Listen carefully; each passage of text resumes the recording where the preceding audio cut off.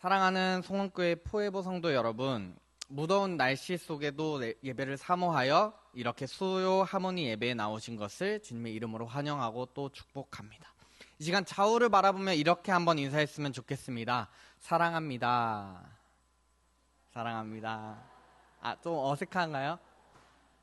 한 번만 더 밝게, 인사 안 한 성도님들 이제 뒤까지 해서 한 번 더 밝게 인사하겠습니다. 사랑합니다. 네, 감사합니다. 오늘 우리가 14절에서 17절까지의 말씀만 읽었지만 이 시간에는 26절까지의 말씀을 내용을 함께 나눠보려고 합니다. 여러분, 우리는 신자일까요? 성도일까요?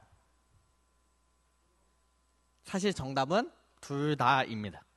강조점이 사실 다를 뿐이에요. 신자는 믿을 신자를 써서 믿음의 강조점을 둔다면 성도는 거룩할 성을 써서 거룩의 강조점을 두는 겁니다.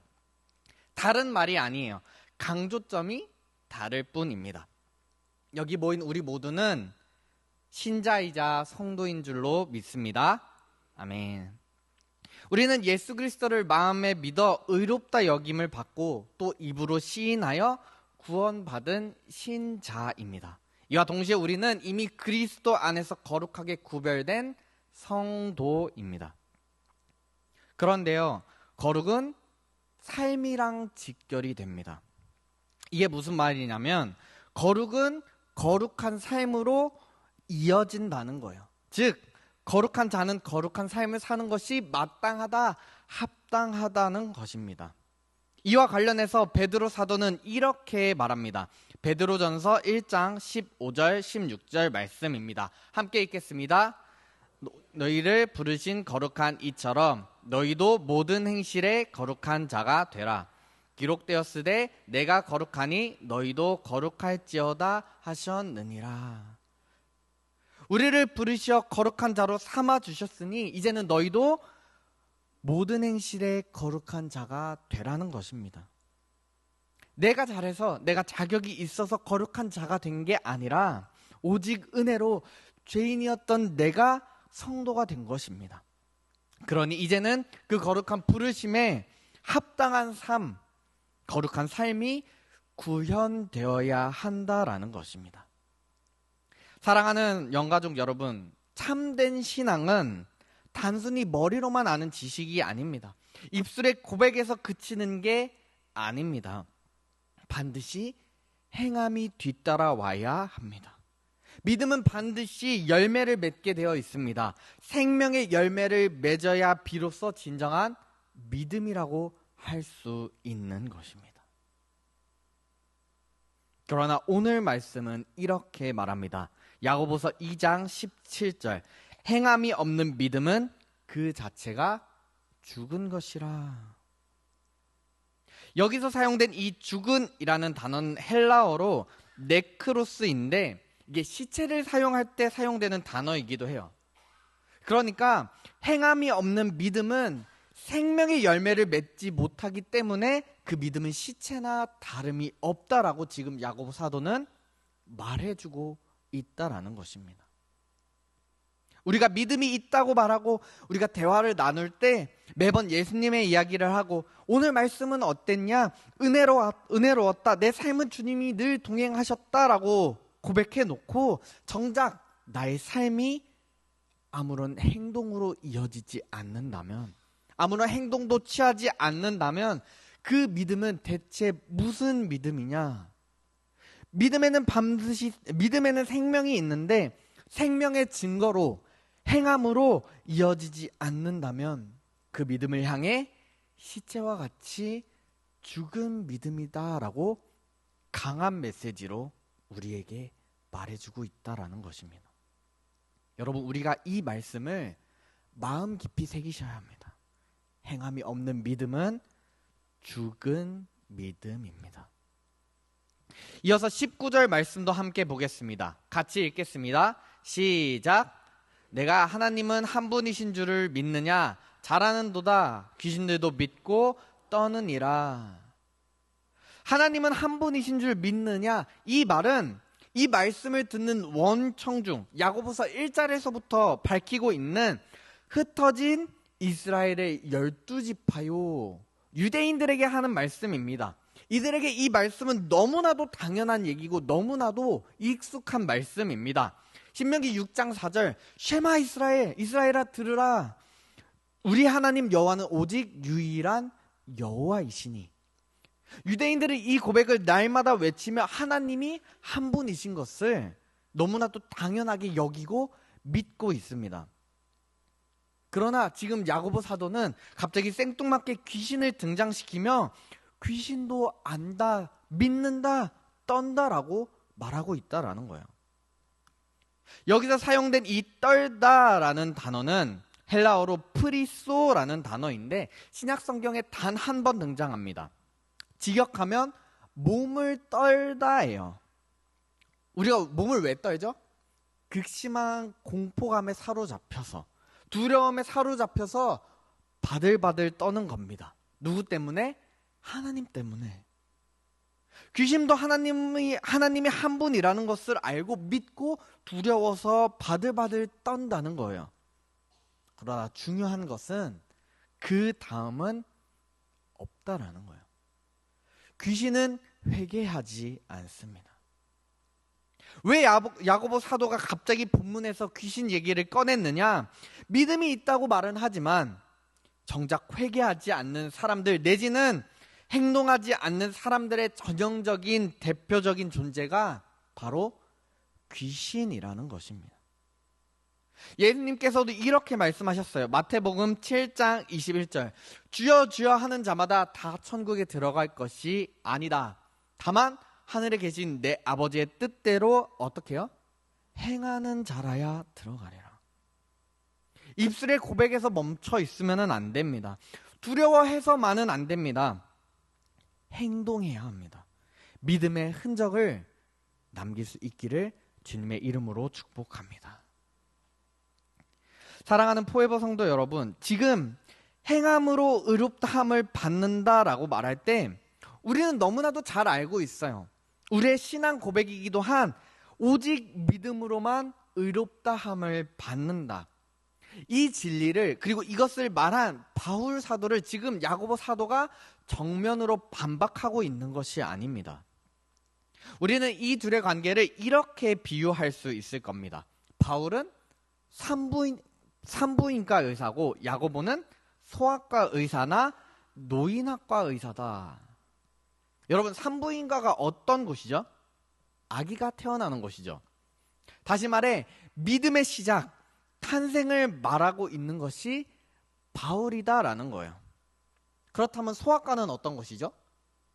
성장하는 것, 아이가 바르게 자라고 있는지를 보는 것이죠.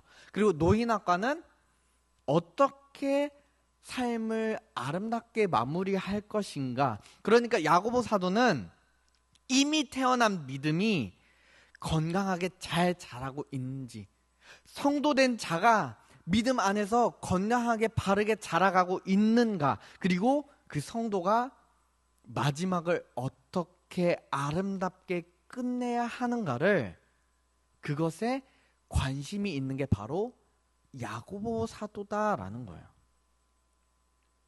야고보 사도는 바울의 가르침에 반박하고 있는 게 아니라 오히려 이렇게 말하고 있는 거예요. 참된 믿음이라면, 너가 정말로 믿음을 가졌다면 반드시 행함이 동반되어야 한다라고 강조하고 있는 것입니다.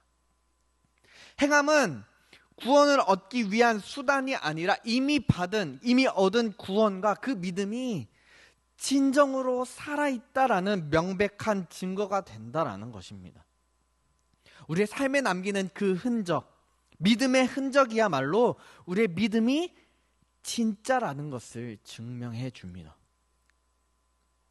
그렇지 않은 믿음은 죽은 믿음이요, 처음부터 그 믿음이 진정한 구원에 이르는 믿음이 아닐 수 있다라고 오늘 야고보 사도는 우리에게 말해주고 있다라는 것입니다. 야고보서 2장 22절의 말씀을 보게 되면 믿음이 그의 행함과 함께 일하고 행함으로 믿음이 온전하게 되었느니라 라고 말합니다. 여기에서 온전하게 되었다라는 단어는 텔레이오라는 헬라어 동사를 사용합니다. 이 단어는 완성하다, 완전하다라는 의미를 담고 있어요. 다시 말해 우리의 믿음은 행함을 통해서 비로소 완전해진다, 완성된다라는 것입니다.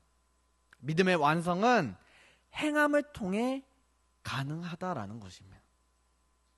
야고보 사도는 이것을 설명하기 위해 대표적으로 두 인물을 언급하고 있습니다.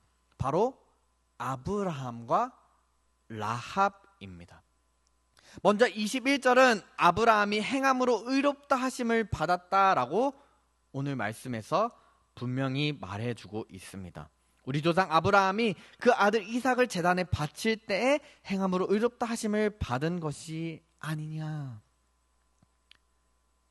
이 말씀은 지극히 유대인의 사상을 반영한 겁니다. 유대인들은 우리는 아브라함의 후손으로 태어났기 때문에 구원받는 게 당연하고 할례를 받았기 때문에 지옥에 갈 수 없다고 믿는 경향이 있었어요. 그런 그들을 향해 야고보는 또 다른 인물을 소개합니다. 바로 기생 라합입니다. 기생이에요. 게다가 이방인입니다. 그런데 야고보 사도는 그런 그녀를 믿음의 조상 아브라함과 동일 선상에 두고 있어요. 무엇을 말하는 것일까요? 누구의 후손으로 태어나냐가 중요한 게 아니다. 할례를 받았느냐가 중요한 게 아니다. 삶을 통해 너는 무엇을 보여주었느냐예요. 야고보서는 그 당시 교회 안에 문제점을 여러 차례에 걸쳐 지적하고 있습니다. 우리가 지난주에 김도환 목사님을 통해서 들었던 차별, 부자와 가난자를 차별하는 모습이 교회 속에도 여전히 존재했다라는 거예요. 또 말로는 믿음이 좋다고 말하면서 실제로는 굶주리고 헐벗은 이웃을 외면하고 무관심한 태도로 일관했던 성도들이 교회 안에 있었다라는 거예요. 또 이후에 3장에 가면 하나님을 믿는다고 하면서 서로 험담하거나 비방하는 모습들이 교회 내부에 있었다라는 겁니다. 이러한 신앙과 삶의 불일치가 부적절하다고 지금 야고보 사도는 지적하고 있는 것입니다. 행함으로 의롭다 하심을 받은 것이 아니냐. 여기서 의롭다라고 번역된 단어는 헬라어로 디카이오라는 단어를 사용합니다. 이 단어는 법정에서 죄 없다고 선언하다라는 뜻을 가지고 있어요. 그리고 야고보서 4장은 재판관은 오직 하나님이시다라고 말하고 있습니다. 하나님이 우리를 판단하는 그 기준이 바로 행함 있는 믿음이라는 거예요. 야고보는 그것이 보여지는 증거로 나타나야 한다고 말하고 있다라는 것입니다. 아브라함이 자신의 이 아들 이삭을 바치려고 했던 그 행동, 기생 라합이 이스라엘의 정탐꾼을 숨겨주고 도망가도록 도와준 행동이 바로 그 증거라는 것입니다. 물론 아브라함의 경우 아들을 죽인 거나 다름이 없어요. 히브리서는 이를 분명하게 말합니다. 이삭을 드렸다라고요. 또 라합의 경우는 거짓말하고 자신의 땅을 정탐하러 온 정탐꾼들을 숨겨준 겁니다. 스파이를 숨겨준 거예요. 게다가 그들이 도망가는데 일조했고 결국에 자기의 나라를 팔아먹었어요. 그러나 그 행동이 무엇에서 비롯되었냐라고 이제 성경은 말하는 거예요. 바로 믿음에서 비롯된 행동이었다라는 거예요. 아브라함은 하나님의 약속, 창세기 15장의 말씀에 근거하여 내 몸에서 태어날 상속자가 있다. 내 몸에 태어날 자가 상속자가 될 것이다. 그리고 그를 통해 하늘의 별처럼 많은 후손을 주겠다 약속하신 그 약속을 기억하고 믿음으로 이삭을 드렸다라는 거예요. 그러니까 아브라함의 믿음은 그냥 무턱대고 하나님이 하셨으니까 그냥 드린 거야 이게 아니라 하나님의 약속, 하나님이 이삭을 통해 이루실 약속을 굳게 믿고 이삭이 죽더라도 그를 능히 죽은 자에서 다시 살리실 것이다. 이것을 믿은 거예요. 그래서 창세기 22장 5절은 아브라함이 아직 이삭을 바치기도 전에 종들에게 이렇게 말하고 있어요. 우리가 너희에게로 돌아오리라. 그리고 라합은 거짓말했고 스파이를 숨겨줬고 첩자를 숨겨준 겁니다. 그리고 도망가는데 일조했을 뿐만 아니라 결국에는 나라를 망하는데 1등 공신이었어요. 그러나 이런 행위를 히브리서는 이렇게 평가합니다. 믿음으로 라합은. 아브라함도 라합도 그들이 취한 행동이 결코 선한 행위가 아니었어요. 착한 행동이 아니었다라는 거예요. 그러나 하나님의 약속을 믿은 그 믿음, 하나님을 두려워하는 그 믿음에서 비롯된 행위였다라는 것입니다. 그리고 그 믿음을 칭찬하고 있는 것입니다. 우리는 믿음으로 구원을 받습니다. 그리고 그 믿음에는 행위로 이어져 결국 행위가 우리의 믿음을 증명하게 된다는 것입니다. 믿음에는 반드시 흔적이 남게 되어 있습니다. 그 흔적을 보고 하나님이 판단하시는 것입니다. 우리의 삶에 드러난 그 행동을 하나님께서 보신다는 거예요. 야고보 사도가 그 믿음이 능히 너를 구원하겠느냐라고 질문했을 때 이 질문은 우리가 믿음으로 얻은 영원한 구원을 흔들고자 함이 아니에요. 여기서 구원은 마지막 날 심판의 순간을 의미해요. 그 날에 말뿐인 믿음, 그 죽은 믿음이 능히 너를 구원할 수 없다라고 말하는 거예요. 진정으로 구원에 이르는 소망을 주는 믿음은 반드시 행함이 동반되어야 하는 살아있는 믿음이다라는 거예요. 하나님은 그때 우리에게 물으실 것입니다. 내가 믿음이 있다는 것을 어떻게 아냐? 어떻게 알 수 있냐? 어떻게 증명할 것이냐? 끝으로 2장은 이렇게 마무리합니다. 우리 2장 26절 같이 한번 읽겠습니다. 영혼 없는 몸이 죽은 것 같이 행함이 없는 믿음은 죽은 것이니라. 행함이 없는 믿음은 죽은 것이라 야고보 사도는 한 번 더 강조합니다. 행하지 않는 믿음은 시체와 같다는 것입니다. 말씀을 맺겠습니다. 사랑하는 성도 여러분, 우리가 말은 참 잘하지 않습니까? 사랑합니다, 축복합니다, 환영합니다. 그러나 단순히 그 사랑이 말뿐인 사랑이라면 오늘 말씀은 그것을 가리켜 바로 죽은 시체와 같다고 말하고 있습니다. 여러분, 시체는 부정합니다. 그런 부정함을 우리가 벗어나야 되지 않겠습니까?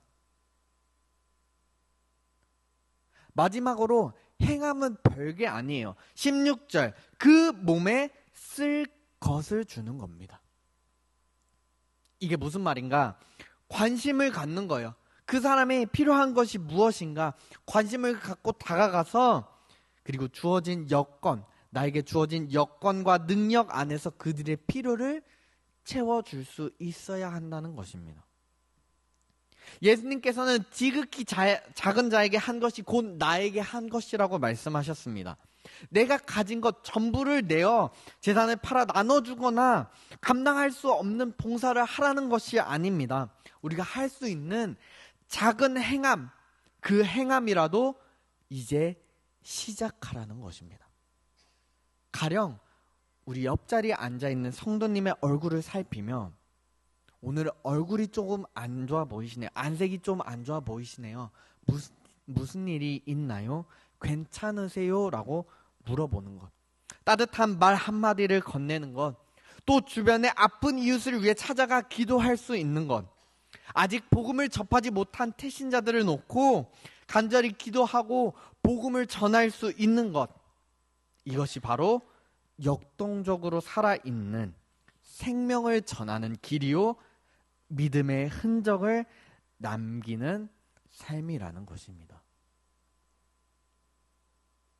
사랑하는 송원교회 성도 여러분, 오늘 우리는 어떤 믿음의 흔적을 남기고 계십니까? 우리의 삶 속에서 날마다 그리스도의 향기를 풍기는 참된 성도로 살아갈 수 있기를, 굳게 서 있을 수 있기를 주님의 이름으로 축복합니다.